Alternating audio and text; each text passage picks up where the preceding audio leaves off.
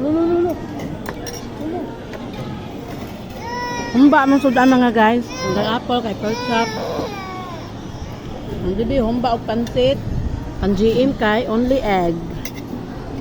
Pilian magsudan, ihas man. Nya kita kay mag double rice nilang duha, either si Bibi or si Apple. Ako nga, paro ka. Mag double rice sa silang duha kay gipanggutom jud na silang duha.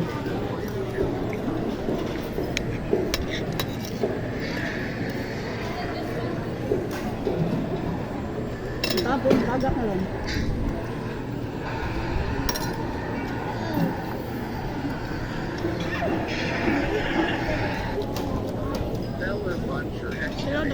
Di, pag tinulog kaon din nabi kasi GM mo, dun klaro mo kaon.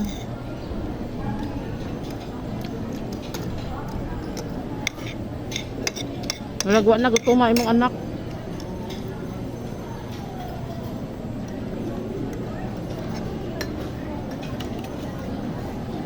Gutom kay kabino.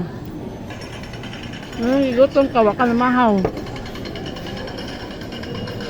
Kung ano kaon?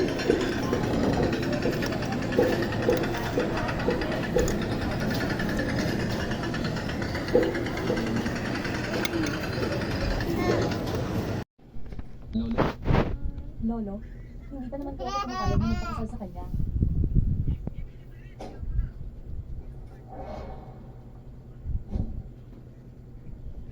Batang Master, pinatawag niyo po ba ako? Kumusta na ang paghahanda para sa kasal bukas? Nasabihan na ba ang lahat ng makapangyarihang panig sa Great Shot? Huwag po kayong mag-alala, Batang Master. Ngunit ang Namong family na iyon, hanggang ngayon ay wala pa rin walang balita. Normal lang na walang balita mula sa Namong family dahil ayaw naman talagang magpakasal sa akin ng Namong Shue na iyon. Pero ngayon, hindi lang ako basta tagapagmana ng pamilyang Wang, kundi ako na rin ang pinuno ng Temple of War.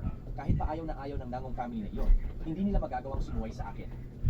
Kaya siguradong darating sila bukas. Umalis na ba ang mga tao ni Namong family? Hi, hindi pa po.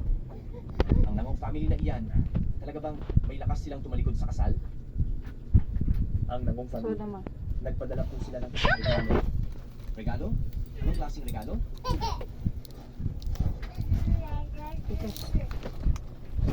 Ang paglubog ng araw ay makikita rin tayo at ang tubig na dumadaloy ay hindi na babalik.